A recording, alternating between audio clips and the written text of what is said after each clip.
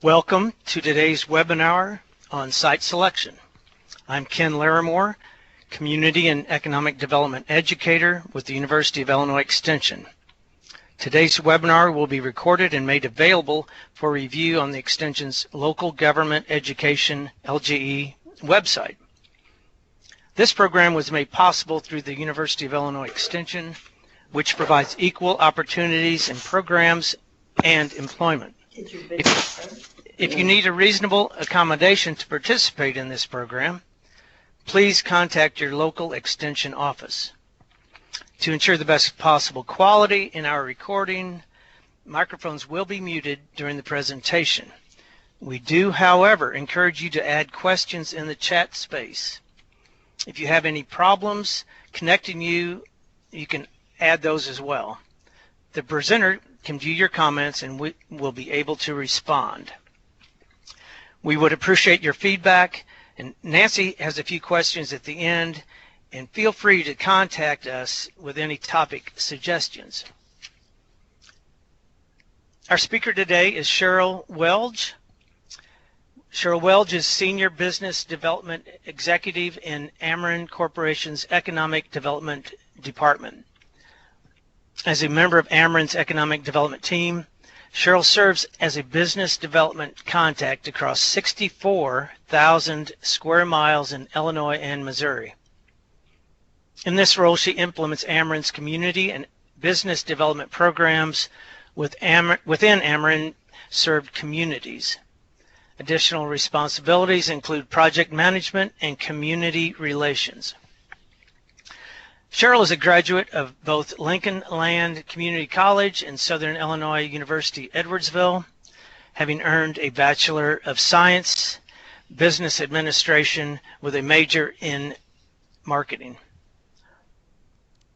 In addition, she graduated from the University of Oklahoma's Economic Development Institute in 1999 and became a Business Retention and Expansion International Certified Consultant. Cheryl is a past chairman of the Illinois Economic Development Association and a past recipient of the Distinguished Economic Developer Award. Without further ado, I would like to introduce Cheryl Welch. Welcome. Thank you, Ken.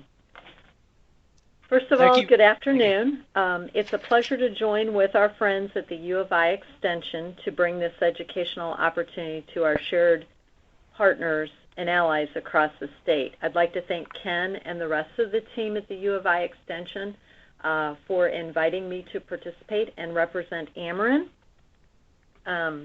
Today we're going to examine and discuss the site selection process with the objective of providing you with some insights into the criteria and consideration that drives these highly sought-after business location decisions in an effort to educate you on how you can best connect your site to the prospective business.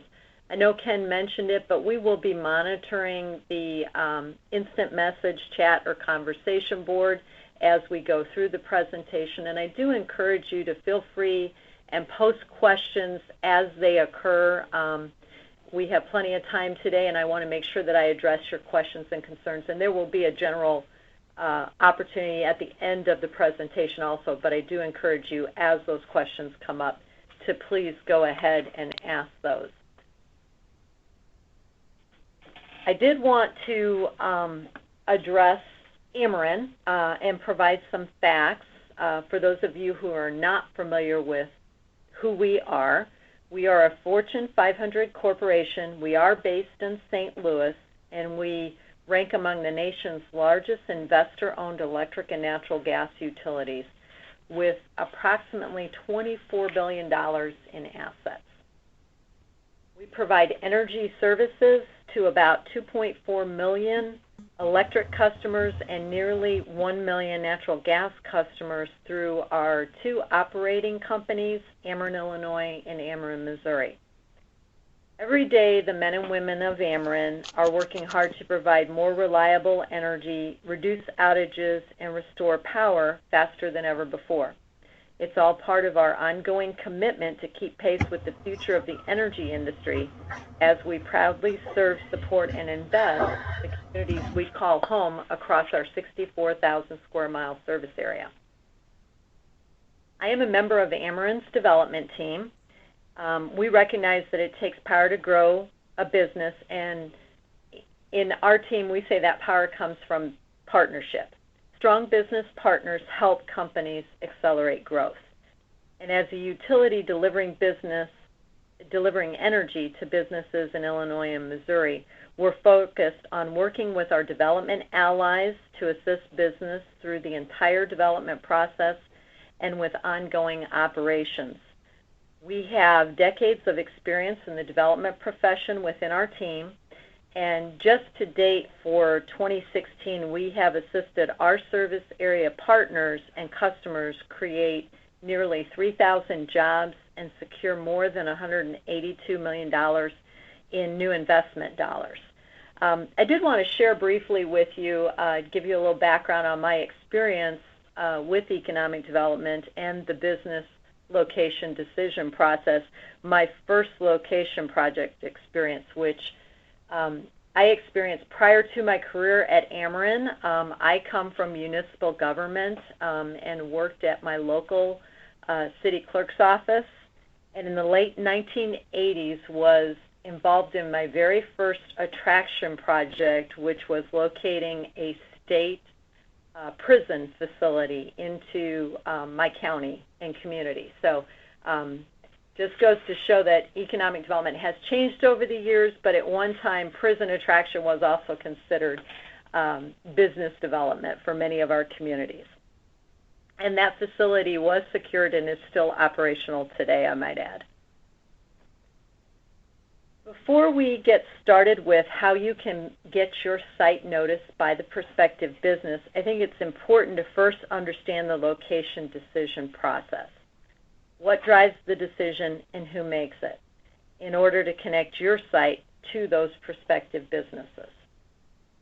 Site selection is driven by current business needs and climate. The primary drivers are a company's competitive position and market share. These drivers can signal relocation of existing operations due to new markets, tighter labor markets, and labor availability issues and/or labor costs. In addition, new facilities may be sited. Often existing facilities are competing with sister operations or new locations for investment as well as job creation. Often executive management and/or C-suites, who are owners, CEOs, CFOs, or other corporate officers such as the board of directors, are the decision makers in the site location process. Sometimes businesses utilize consultants, brokers, and/or corporate real estate executives, or a combination of real estate executives and professional site selection consultants to help them in the process and to make recommendations on specific sites. It's also important to understand where the resources for the information are located and what resources the site selection team is using as they're evaluating the location decision and analyzing various different locations. The internet is by far the leading source of information. Therefore, I cannot stress enough the importance of a community or a local economic development department or organization's website and the linkages that you have to your development allies and partners, such as the state of Illinois, your utility partners, regional development organizations, chambers, etc. I'm aware that last month our friends at DCO, Vic Naroussis and Dave Pearson, along with Amy White, presented on the Location One Information System, which we call LOIS, at last month's webinar. And I want to stress the marketing effectiveness of this powerful tool. Lois does offer a very cost-effective, efficient way for you to market your community and property data and to utilize your development partners and take full advantage of their marketing initiatives and websites. When I'm working with local developers or meeting with first-time developers in our service territory, the very first recommendation that I make is that they utilize Location One. Having current and accurate data available on your properties and your locality and having that data readily available and accessible is crucial. We'll touch on this a little bit further as we go through the slides, but it is critical in the process that you have information available on the Internet.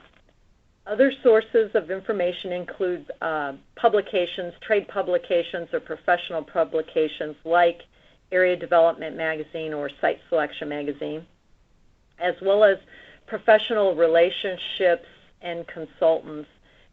They're also, they often use those folks that they've worked with in the past, that they've developed a relationship with, to get information that they need as they're working and representing clients or as they're making a site selection decision.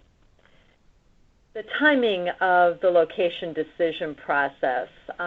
This is interesting because it varies so much from project to project.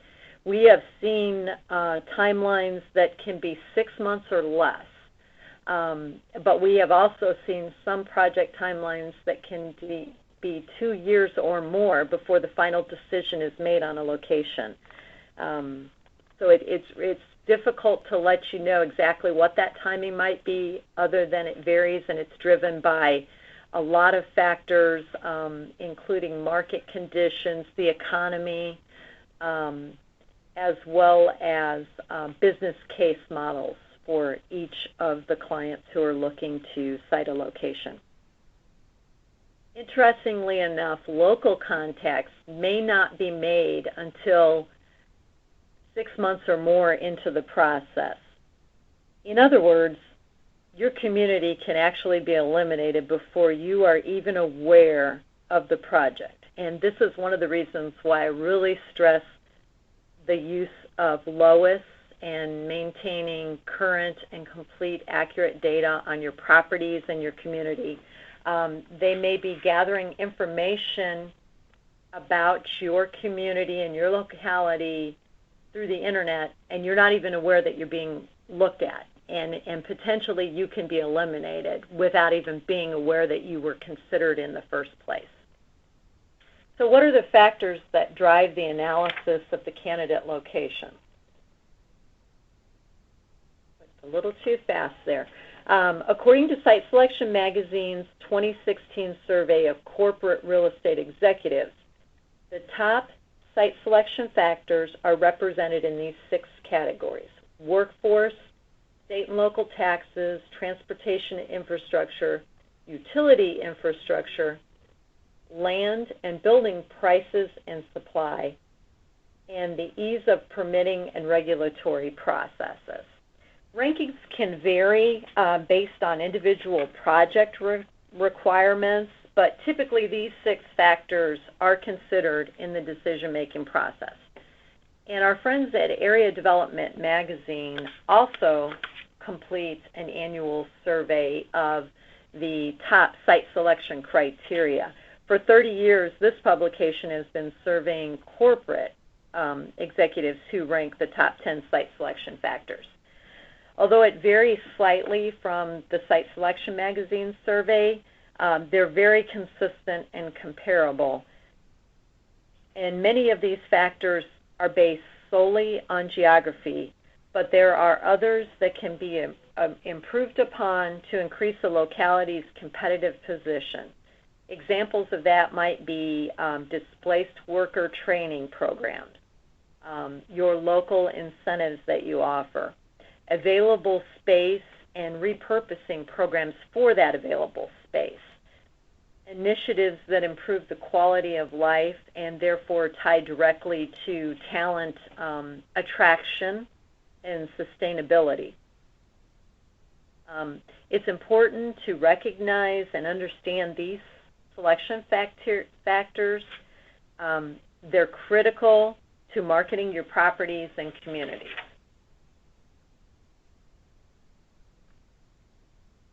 Local contact is usually made through a request for information, or RFI, or often referred to as a request for proposal also, or RFP. Oftentimes these are distributed by the state through DCEO. These requests detail proposed projects. They provide site selection factors that are being utilized. And I do want to note they often include factors critical to the project and provide infrastructure or instructions for submitting information along with the required timelines for the project and the responses to be received. If you walk away with just one insight today, this is it. Site selection is not a process of selecting the best site or locality. It is a process of risk elimination. The goal of the site selection team is to identify all the risk associated with each site and eliminate those sites with the greatest risk until only one location remains. Remember, the end result is to identify the optimal location in order to meet or exceed operational goals of the business.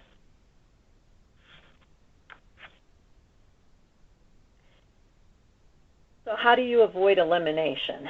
RFIs often require quick turnarounds.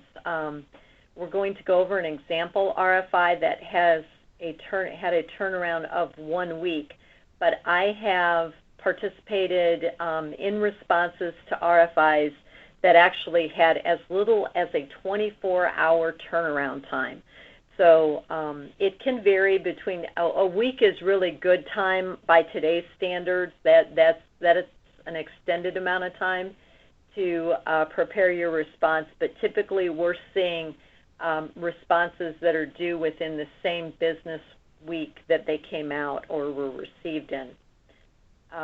This, along with the fact that your locality could be eliminated without your knowledge, makes preparation critical for successfully marketing your site and connecting it to the right business prospect.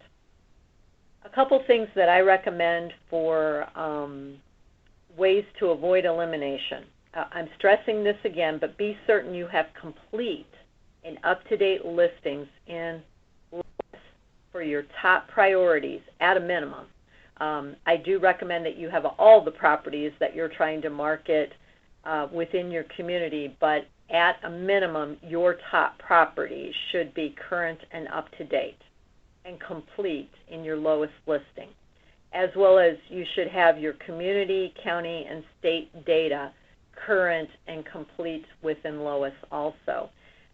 I really cannot stress how important at a local level it is to know your properties and know your communities. If you don't, no one else does. So it's really critical. This is your major role is to know your properties and your communities and how to promote those.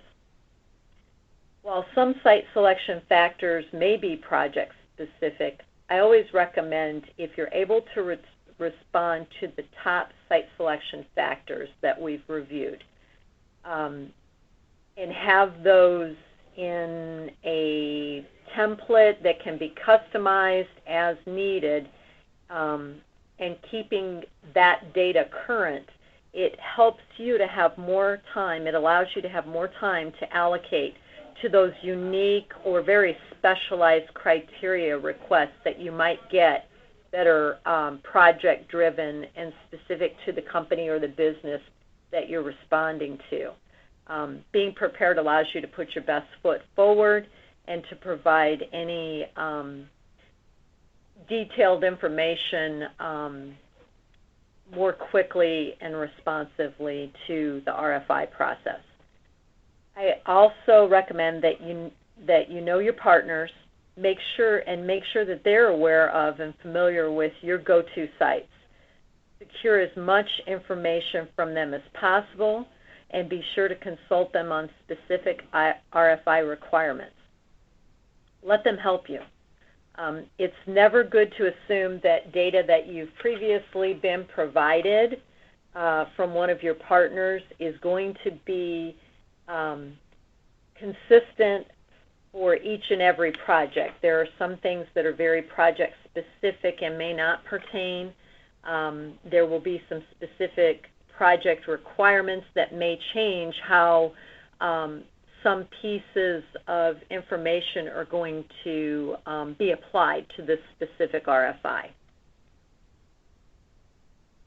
And now I'd like to actually look at an actual project and review the entire site selection process.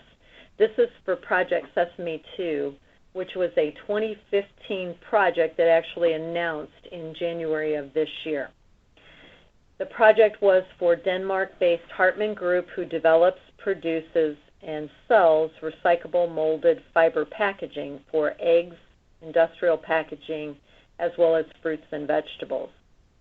The location decision criteria included four main areas or factors: proximity to market and raw materials, infrastructure, total project and operating costs, and sustainable business operations. It's interesting in this project now that it's been announced, and knowing who the company is now, which we did not know initial stages. They actually received their paper product, their recycled materials, from a Moline, Illinois supplier. This RFI was distributed in September of 2015 through DCO to qualified areas in the state of Illinois. And actually the RFI stated that based on the consultant's initial analysis of Illinois, the client was interested in all localities within a specific range of certain communities. They were actually looking for those localities and locations within 90 minutes of Springfield, St. Louis, Champaign, and the Effingham, Mount Vernon area. So let's look a little more closely at this RFI. Typically, the RFI includes certain components or pieces that are pretty much standard with most of the projects that we see. Typically, there is an introduction to the RFI, which will provide an overview of the project, and in this case, it confirmed that a consultant was assisting in the location process. It stated the client had a preference for site options, but would also consider an existing building. It confirmed that initial geographic assessment had already been completed. Thus, the very specific areas in Illinois where they were looking. And again, I hate to beat a dead horse here, but I'm going to keep going back to the importance of having your buildings and sites and community and locality information current, accurate, and complete in location one. The assessment was done prior to even the states being notified that they were being looked at for this project. It also included a list of the states that were being considered for this project. In this case, it was the Midwestern states of Kentucky, Indiana, Illinois, Kansas, and Missouri. It provided a code name for the project, Project Sesame 2. The client remained confidential when the RFI was distributed and was unknown to those that were responding, which is typically the case. It is very rare that we will know who the client or the business making the site location decision is this early in the process. It also listed the Rfi Deadline, which was 7 days after the release date, and I've already noted that was actually one of the more lengthy turnaround times that we will see with RFIs. Usually it's within 5 days or less of the RFI being distributed that it'll be due. So again, it just emphasizes the need to be prepared, and the fact that it's important to have your information readily available and ready to respond to those RFI inquiries. The next thing we look at with the RFI is the overview, which really proves here. But the overview is really the important information about the project. It lets you know what's the investment amount, what's the planned build-out, are there more than one phase, are there planned expansions with this location, what are the employment levels, what are the general timelines for the selection, startup, and as well as the planned expansions. And these are actual factors from Project Sesame 2. It was actually represented a foreign direct investment. I mentioned it's a Denmark-based company. At the time the RFI was released, we didn't know that, but it is an FDI. They did let us know that. This one actually has a startup phase with one production line, and then they were going to do 2 more expansions, each adding additional production lines for full production at 3 lines in the foreseeable future. And they wanted to take possession of the site or facility by January of 2016, which incidentally is a very quick turnaround because this RFI was released in September. So they were hoping within 3 to 4 months to have possession of the site or facility. And then they had targeted the startup of production, or the SOP, for June of 2017, with the phase 2 or the second production line to be installed by year 3, and then the third production line to be installed by year 6.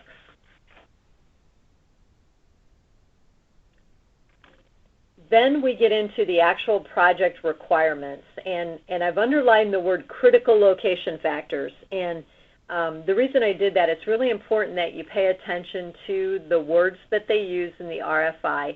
And when they're telling you that something is a critical location factor, it's really important to keep these in mind when you're determining what sites you may be submitting, or even if you're a regional or a county-wide organization, what localities you may be submitting for also.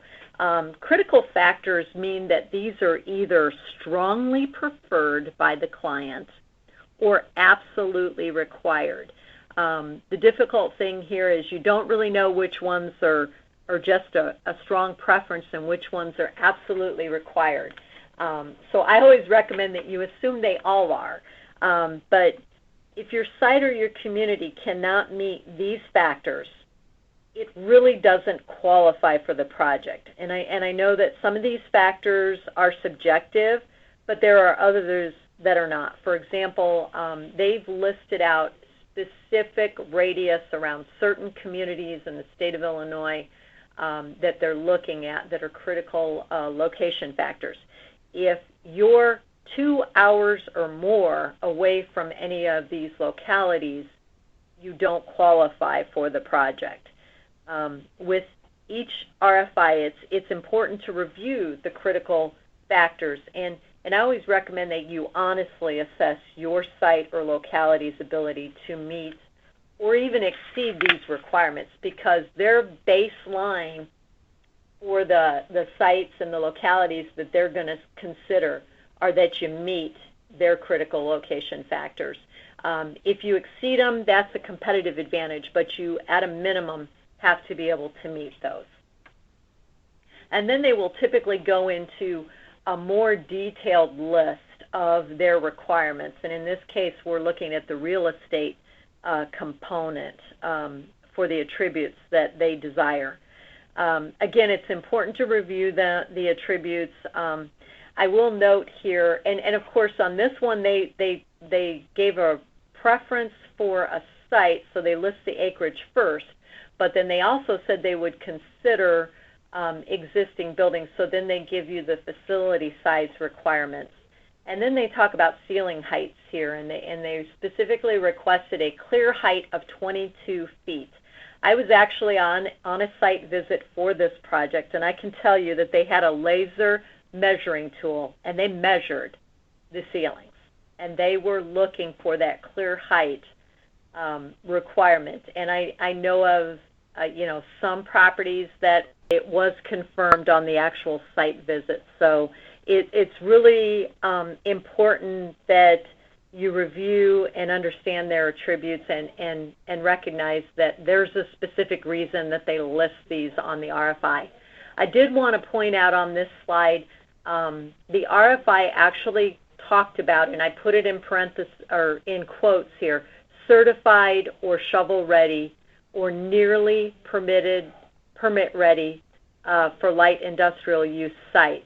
And they specifically said no need to change land use or zoning designations.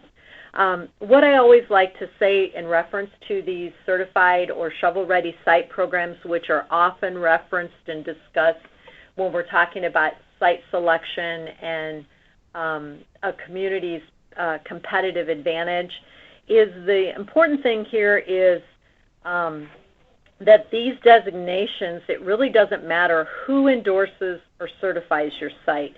There are programs that are led by consultants, utilities, state agencies, railroads, etc. It really doesn't matter who the entity is certifying your site. What's really important in the significance of these programs and designations is that the site has been reviewed and data is available that assists in the risk elimination process. For example, and this one specifically referenced zoning on the RFI, but zoning or permitted land uses are known and documented. There's no question about it. They don't have to spend time going in and making a rezoning application for the property and then have to worry about whether it gets approved or not. Environmental issues are identified, or there's a confirmation letter stating that there are no environmental issues with the property. So that's really the takeaway with these certified shovel-ready sites, is that there's documentation available to eliminate the risk factors so that your site does not get eliminated just by the unknown. The next thing in the RFI was the utilities, and this is typically always included in some form or another within an RFI.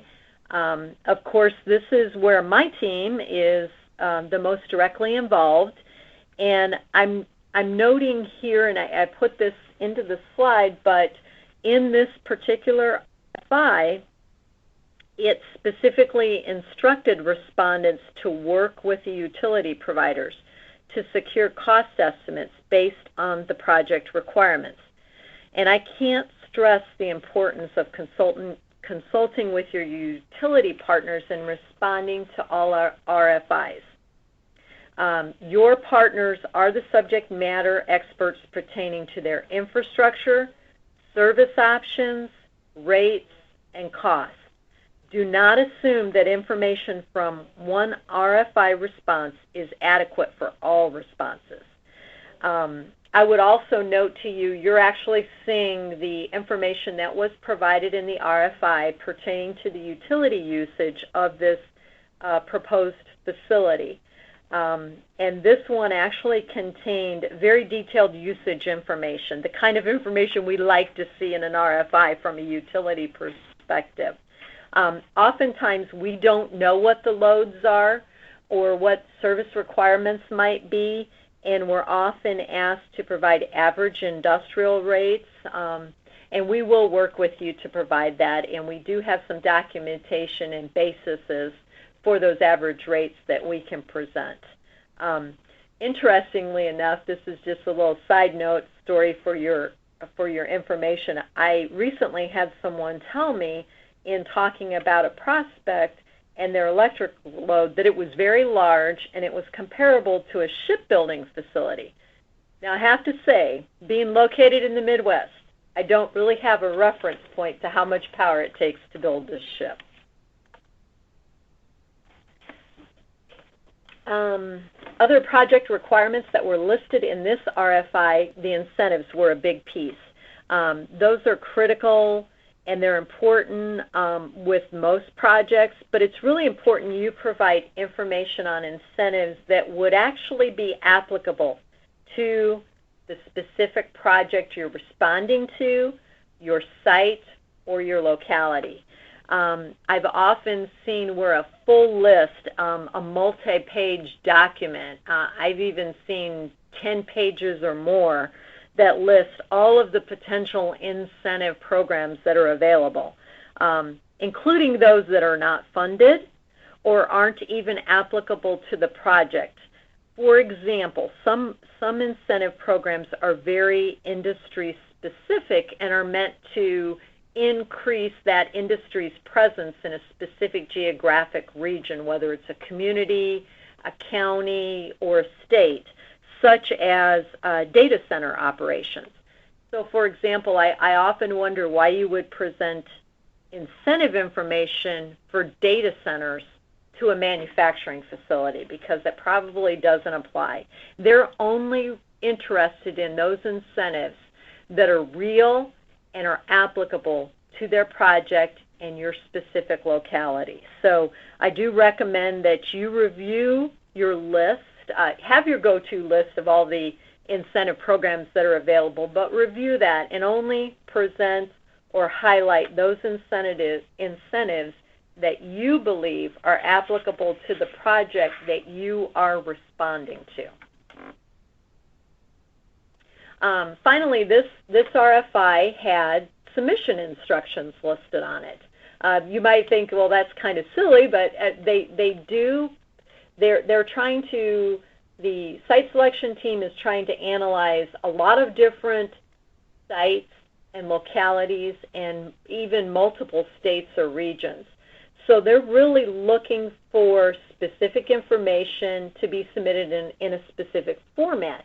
And this RFI actually asks that you only provide information for those locations or sites that meet the minimum project thresholds for those counties that are within the scope of their search criteria. And one thing I want to stress here, we often see localities and local economic development organizations that submit sites that they know don't meet the criteria. And this is being done in order to satisfy the boards that they report to, their city officials, or even to meet annual goals of how many RFIs they are responding to. However, what I do want to stress in this format and in today's discussion, we were talking about the fact that, submitting a site or a locality that doesn't meet the RFI requirements, although we understand that it's done sometimes, what I want to stress here is it really does not advance your site with the business prospect. It really isn't going to go any further after it's submitted if it doesn't meet the criteria. It will be kicked out. So I'd like to stress that, because I know that the local development professionals often have this push and pull going on locally, and it really is an exercise in futility for them when they don't meet the project requirements. One thing, too, that I want to point out here is that with this particular RFI, they specifically said submission of real estate and cost data is a priority. I cannot tell you how many times in my career, which is nearly 30 years in economic development, that I've debated with local development professionals as well as property owners or representatives about a cost listing of negotiable. We understand that property owners are sometimes reluctant to list a price, an asking price, but I do want to stress that it is a risk factor. When the price is not known, the concern is that once the client is identified, there could be an unrealistic price offering for that property based on who they are and the feeling that they have deep pockets. And it can actually eliminate a good site that could potentially win this project if they don't know. And I typically always recommend that the best price that the property owner would want to receive is what you list it for, because oftentimes prospects and clients and consultants will look at that and look at it as a ceiling, that's what it's going to be at the most. They might be able to negotiate it down, but it's not going to be any higher, and at least it's a known then, and that removes some of the risk factors that are involved with an unknown price for the property. When they tell you what they want in the response, the thing that I would tell you, this one actually listed out the things that they expected the response to include. What I would tell you about that is be sure you include those items. It doesn't hurt if you have extra items or information, and they actually say that having more information is acceptable, but you certainly want to make sure that you at a minimum are responding with the information that they expect to receive. I spent a lot of time talking with site selection consultants and meeting with them on a one-to-one basis, and I can't tell you how many times they have told me that they do not have time to call the local development organization or community to secure missing data or to clarify information that is not really clearly stated in the RFI responses. Again, this is yet another reason why they might eliminate you when you otherwise may have a good opportunity at this project to be competitive. But you have to look at it from their perspective when they're dealing with 6 different states and multiple sites within each state. They really don't have time to call everyone who has data missing to secure that data. So this project, the reason I selected this project to kind of go through the process with you and present this to you is that our economic development team at Ameren has had an opportunity to discuss the location decision directly with the lead consultants and to hear firsthand from the company how the location decision was made. These are things that we often don't get a chance to hear about. Oftentimes we're submitting for RFIs and you may not get any direct feedback. So these are learning experiences for us when we have the option to be able to hear how the process went and how the decision was made beyond the RFI responses being received. So based on the RFI submissions, the site selection team filtered those submissions based on a preliminary weighting of the project's location factors as detailed in the RFI. And they eliminated all but 6 sites in 5 states. Site visits were then conducted, and each location was scored on the 6 criteria listed. They looked at the property size and configuration, the expandability, the land use around it, ceiling height and column spacing was important to them. Electric service, as well as the overall building conditions were factors that they scored the building on. One thing I do like to stress here too, having gone on several site visits, it's important to determine the goal of the site visit and be certain your community has the appropriate representatives available at the visit to represent the items of interest and respond to additional questions or concerns that are expressed. And I do like to say to local developers, don't be afraid to ask a consultant. When you get that call saying you're going to get a site visit, it's absolutely okay for you to ask questions about what information is really important to them, what things are they going to be looking at, so that you can make sure that you have people there that can respond to them and make that visit as competitive but also effective for the site selection team as possible. And typically they're very open to letting you know who's going to be coming. If they don't name a company, they'll at least let you know if there's an executive on that will be participating in the visit, or if it's their consultant team or who will be coming. but it's nice to know who's going to be there if you can and what they expect to glean from the visit. And I do recommend that your local team only include the people relevant to the site selection team's evaluation. That doesn't mean city officials like your mayors or county board members shouldn't be there. What it does mean is your entire county board should not be there. Maybe the superintendent of your school district should not be there unless there's a specific need for them to be there. Once the site visits were held, the final 4 sites then moved into the next step. They actually eliminated and got down to 4 sites by eliminating 2 of the sites as well as 2 of the states. So the final 4 sites for this search were Boonville, Missouri, Rolla, Missouri, Indianapolis, Indiana, and Effingham, Illinois. The final 4 sites then moved into the next steps of the location decision process. And because the total costs were virtually the same for the final 4 sites, location performance was evaluated on the following criteria.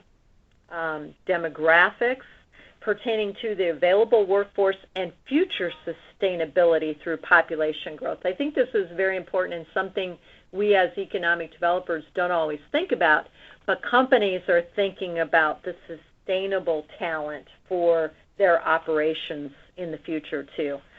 They looked at labor force. What's the concentration of manufacturing workforce in the area? What are their skill sets? They looked more deeply at transportation, access to highways, air travel, and intermodal logistics. They looked at community affordability, mostly as a factor in attracting new talent. And then they looked at the business risk management. What was the ability of the state and local community to protect the company's investment going forward?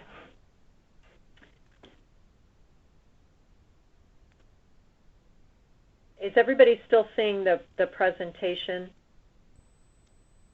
Yes. Had a quick message flip up. Okay, thank you. And finally, I know we're getting close to the end here. Based on that evaluation, Rolla, Missouri was selected, and the president of Hartman North America cited these reasons why this location was selected for his company's first U.S. location. The Rolla property presented the lowest overall cost among the 4 finalist locations when comparing capital investment plus the 10-year operating cost, and provided a competitive operating cost environment on a relative national basis. Although cost-wise everything was fairly close, they still presented lower overall cost. This property was the only option able to accommodate all 3 project phases as is and accommodate building expansion for future production lines beyond the 3 production lines. This is particularly noteworthy in that the client went into this process preferring a site with a build-to-suit option and believing that they would not find an existing building that would meet their needs. This location provided the best quality building, requiring fewer renovations, allowing for quicker market entry and lower upfront costs.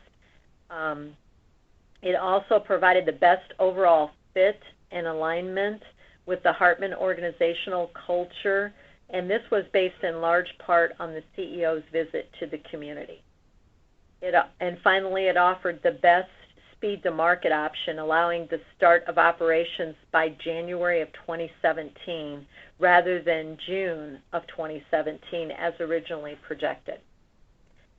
That concludes my presentation. I hope that this RFI and location decision overview and discussion has provided you with insights that are of value as you determine how to connect your site to prospective businesses. And I believe we do have time, a few minutes here, for questions if anyone has any specific questions at this time.